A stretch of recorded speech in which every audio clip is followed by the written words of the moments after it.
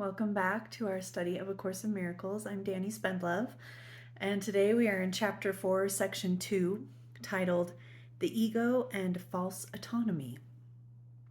Paragraph 1. It is reasonable to ask how the mind could ever have made the ego. In fact, it is the best question you could ask. There is, however, no point in giving an answer in terms of the past, because the past does not matter, and history would not exist if the same errors were not being repeated in the present. Abstract thought applies to knowledge because knowledge is completely impersonal, and examples are irrelevant to its understanding. Perception, however, is always specific and therefore quite concrete. Okay, so just to it didn't really seem to answer the question, like how could the mind ever have made the ego? Like why would we do that to ourselves? And it doesn't really answer that question right up front. It goes on this little tangent about how there's no point in giving an answer in terms of the past because the past doesn't matter. And this is the one I want to this is one that didn't make sense to me much in the beginning, and now I feel like it does. So hopefully I can explain it in such a way that it makes sense to you as well. Abstract thought applies to knowledge because knowledge is completely impersonal, and examples are irrelevant to its understanding. And I don't know if you recall, there was a few sections ago the word generalizability. I just remember that word because it's a tricky one to say, but it's kind of fun to say once you get used to it. So knowledge is abstract and has this generalizability. So let's take love, for example. Love, in its true form, is completely generalizable. Generalizable. Am I using this word correctly? Meaning that, like Christ said in the Bible, you should love your enemies. Love is not something where, oh, it's for these select people, and then these other people don't deserve love, or love is not meant for them. That's not how love works. Love is for everyone. There is no specific, like, oh, only in these situations is love appropriate. Technically, love is appropriate in every situation. So that is knowledge. I mean, we don't understand love because I don't think any of us, I haven't met anyone, including myself, that truly loves everyone equally. No matter how much someone has hurt you or betrayed you or used you, you love them completely. None of us understand that kind of love yet. So abstract thought applies to knowledge because knowledge is completely impersonal and examples are irrelevant to its understanding. So if you have to use examples like I just did, right? I just used the example of love. That means I don't know it as knowledge because you wouldn't give an example for knowledge because it just applies to everything. And when you give examples, then you're saying, oh, in this situation, this works. In this situation, something different works. And that automatically means you're using perception. So it's not knowledge. Knowledge is more abstract and more generalizable. Has generalizability. Okay, so perception, however, is always specific and therefore quite concrete. So knowledge is abstract, perception is concrete. Paragraph 2. Everyone makes an ego or a self, and that's a lowercase s self, an ego or a self for himself, which is subject to enormous variation because of its instability. Since the ego was not created, it's not eternal, so it's very unstable. He also makes an ego for everyone else he perceives. So we're not just making an ego for ourselves, we make egos for everyone else that is in our mind, lives only in our mind. So he also makes an ego for everyone else he perceives, which is equally variable. Their interaction is a process that alters both. So both egos, your ego and the ego you think they have, that you've made for them, When you interact with someone, that process alters both of your egos because they're so unstable. Their interaction, these two egos, is a process that alters both because they were not made by or with the unalterable. It is important to realize that this alteration can and does occur as readily when the interaction takes place in the mind as when it involves physical proximity. Thinking about another ego is as effective in changing relative perception as is physical interaction. And how true is this? How many times have I personally been thinking about what I thought someone else was thinking about me? They never said anything, they never necessarily did anything. I just assumed, oh, they probably think this about me because I said this thing or behaved in this way and they saw it. I bet they think this about me. And so it changes how I think about them and about myself, my own ego and their ego. It changes both, even though there was no physical interaction. Sounds about right. There could be no better example that the ego is only an idea and not a fact. Because if it was a fact, nothing would change the ego. So that's how you know it's an idea, because anything can change the ego. Even just thinking about other people's egos changes your ego. Paragraph 3.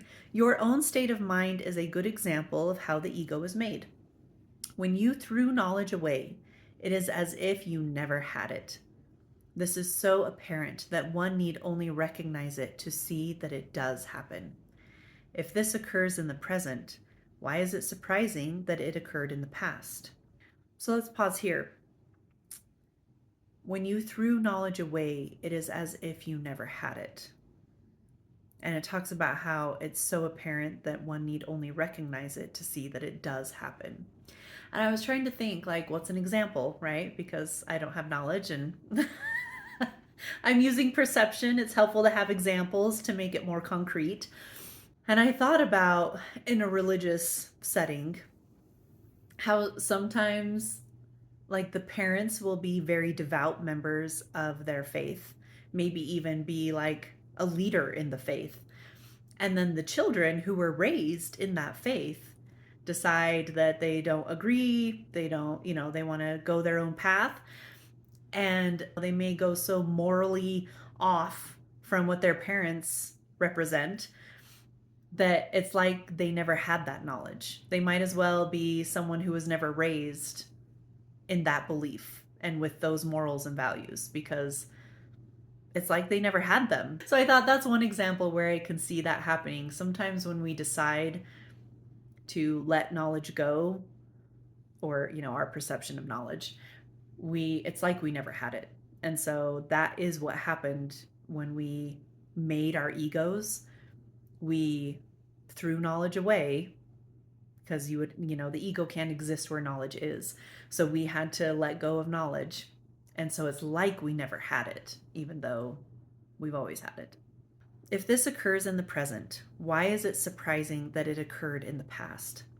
Surprise is a reasonable response to the unfamiliar, though hardly to something that occurs with such persistence. But do not forget that the mind need not work that way, even though it does work that way now. Paragraph 4. Think of the love of animals for their offspring and the need they feel to protect them. That is because they regard them as part of themselves. No one dismisses something he considers part of himself. You react to your ego much as God does to his creations, with love, protection, and charity. Your reactions to the self you made, so again, lowercase s self, to the self you made are not surprising. In fact, they resemble in many ways how you will one day react to your real creations, which are as timeless as you are. The question is not how you respond to the ego, but what you believe you are.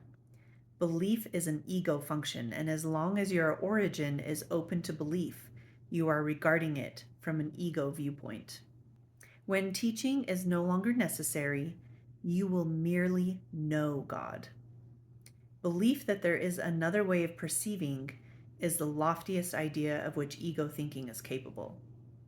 This is because it contains a hint of recognition that the ego is not the capital S self. So the loftiest state that the ego can get to is to be open to another way of thinking.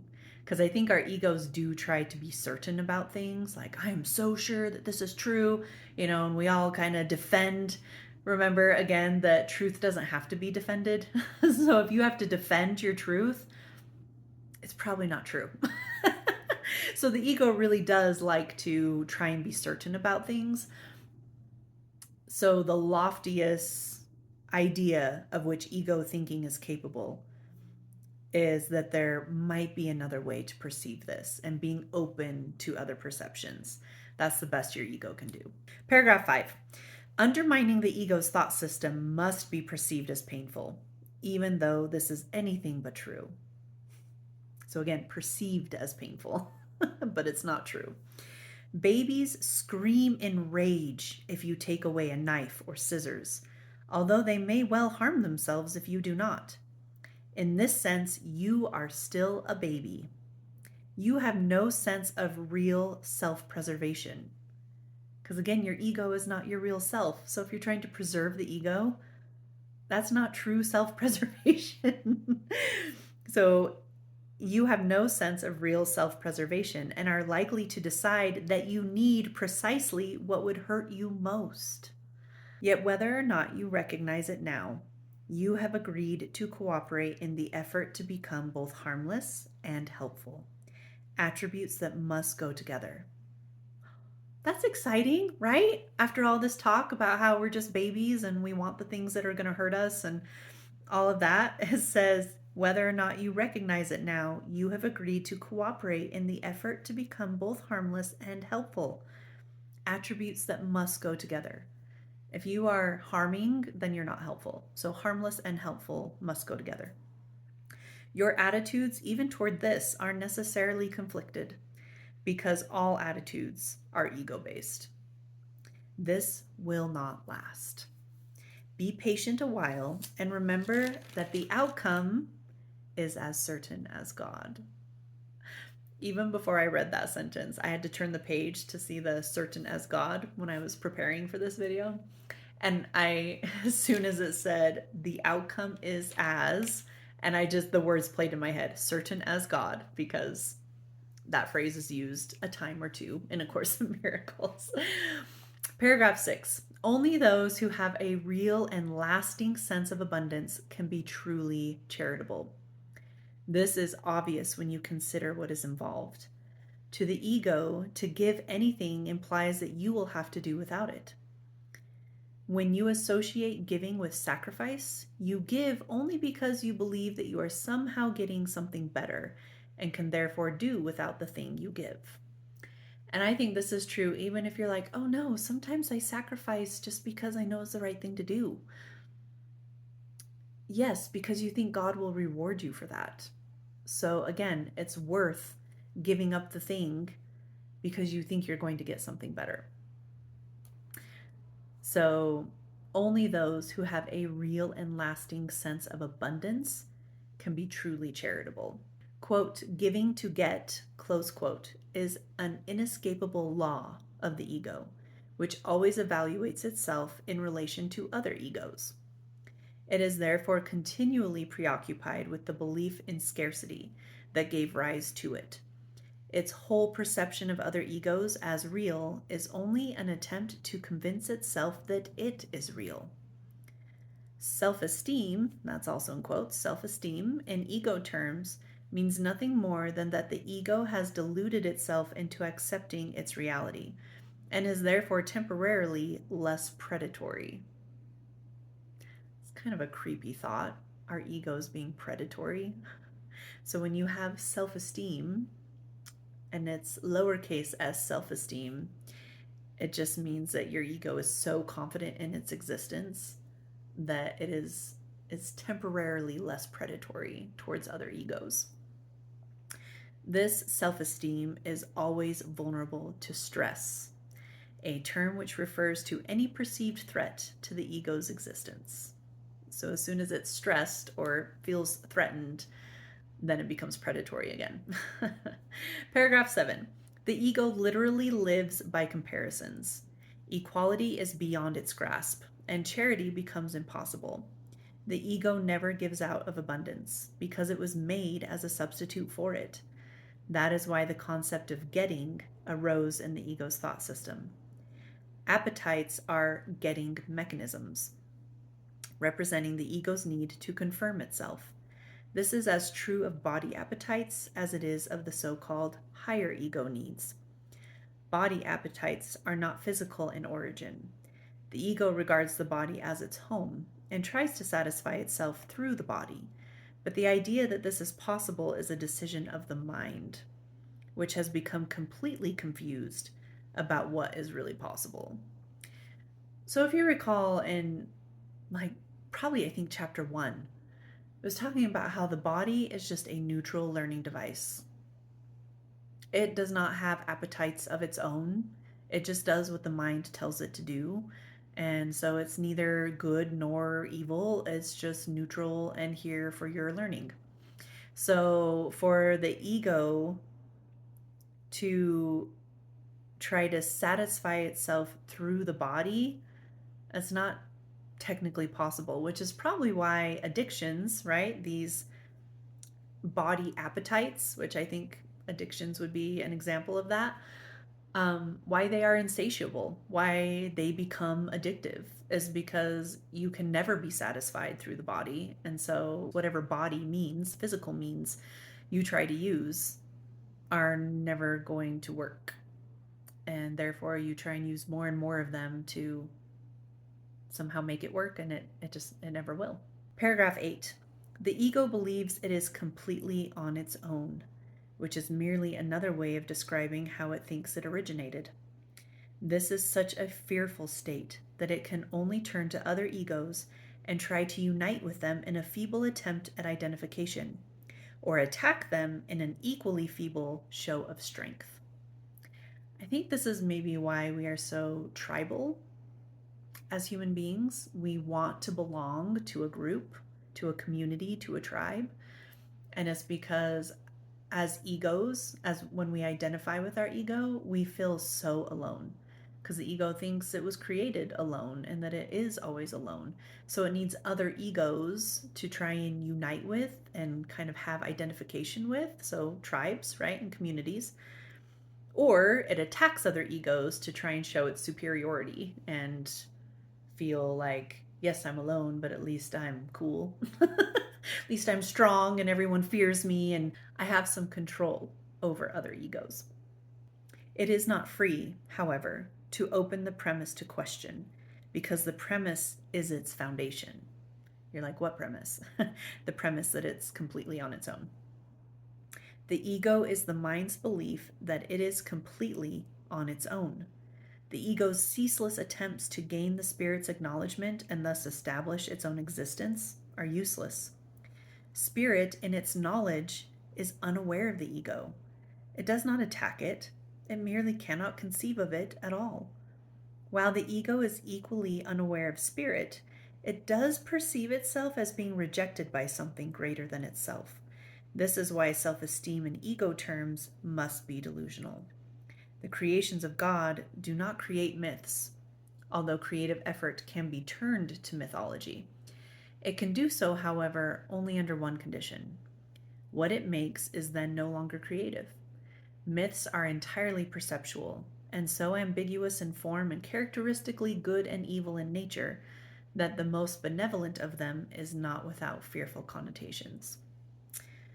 And this next paragraph is going to go more into myths, because I felt like when I read that paragraph, I was like, okay, wait, the creations of God do not create myths, although creative effort can be turned to mythology. I was like, I'm not sure I understand what that means. And I'm still not sure I understand, but the next paragraph makes more sense to me and goes into myths more. But I think one thing I do want you to take from this, from paragraph 8 that I just read, is that myths are entirely perceptual and so ambiguous in form and characteristically good and evil in nature that the most benevolent of them is not without fearful connotations. So all of our myths have some sort of good and evil, or some sort of there's a choice and then a consequence. And so they all have fearful connotations. And remember, fear is not of God. Fear technically isn't real. So just keep that in mind. And before I start paragraph 9, recall it's going to talk about magic. And recall, I think it was chapter 2, section 6, about healing as a release from fear. It talked about magic. And in A Course in Miracles, magic is defined as trying to use physical things to heal your mind. When your mind is miscreating, it often makes physical symptoms show up. And then we try and take physical solutions like pills or whatever to heal our bodies when it's really our minds that need to be healed. So we basically believe in magic, that these physical solutions are going to somehow heal us when it's the mind that needs to be healed, not technically the body. So that's magic. So paragraph 9 says myths and magic are closely associated, since myths are usually related to ego origins and magic to the powers the ego ascribes to itself. Mythological systems generally include some account of the creation and associate this with its particular form of magic. Okay, let me stop here for a second. So, myths and magic are closely associated since myths are usually related to ego origins or the creation, right? So we have a lot of creation stories in all cultures, and it's a myth that is usually associated with ego origins. Not necessarily, it's not our spirit origin, it's our ego origin. And then the magic to the powers the ego ascribes to itself. So myths and magic kind of go together. So the mythological systems generally include some account of the creation and associate this with its particular form of magic. The so-called, quote, battle for survival, close quote, is only the ego's struggle to preserve itself and its interpretation of its own beginning. This beginning is usually associated with physical birth, because it is hard to maintain that the ego existed before that point in time. The more, quote, religiously, close quote, ego-oriented, so those of us who are still ego-oriented but consider ourselves religious, the more religiously ego-oriented may believe that the soul existed before and will continue to exist after a temporary lapse into ego life. Some even believe that the soul will be punished for this lapse. However, salvation does not apply to spirit, which is not in danger and does not need to be salvaged. It is in no danger whatsoever. Paragraph 10. Salvation is nothing more than right-mindedness, which is not the one-mindedness of the Holy Spirit, but which must be achieved before one-mindedness is restored. So it is, right-mindedness isn't one-mindedness, but it is like a stepping stone. Right-mindedness leads to the next step automatically because right perception is uniformly without attack. And therefore wrong-mindedness is obliterated because wrong-mindedness is all about attack. The ego cannot survive without judgment and is laid aside accordingly. The mind then has only one direction in which it can move. Its direction is always automatic because it cannot but be dictated by the thought system to which it adheres. This was something that I just wanted to drive home, I guess. The mind has only one direction in which it can move. Its direction is always automatic because it cannot but be dictated by the thought system to which it adheres. And if you recall, there are two thought systems. A, that God created us whole and complete and eternal, and nothing can change that. Or B, that we can be self-creating, and even though God made us originally, we can change what he made and basically create ourselves into something other than what God made us to be. So that is the basis of the thought systems. That is in chapter 3, section 7. So if you want to go back and review that section, that was all about these thought systems. So once your mind chooses a thought system and chooses to adhere to that system, it just automatically follows it. So once we get right-mindedness, which is without attack, and release wrong-mindedness, which is also releasing judgment, the ego can't survive without judgment because its whole survival is based on comparing itself to other egos. So once you release judgment, you've also laid aside the ego, and then the mind, like the next step is just natural. Like the mind just naturally goes to the next thing because that's the thought system that you are now adhering to, which is that God made you and you're perfect and so is everybody else, so there's no need to judge. And like, here we go. Next step is knowledge. Next stop. So, paragraph 11. It cannot be emphasized too often that correcting perception is merely a temporary expedient.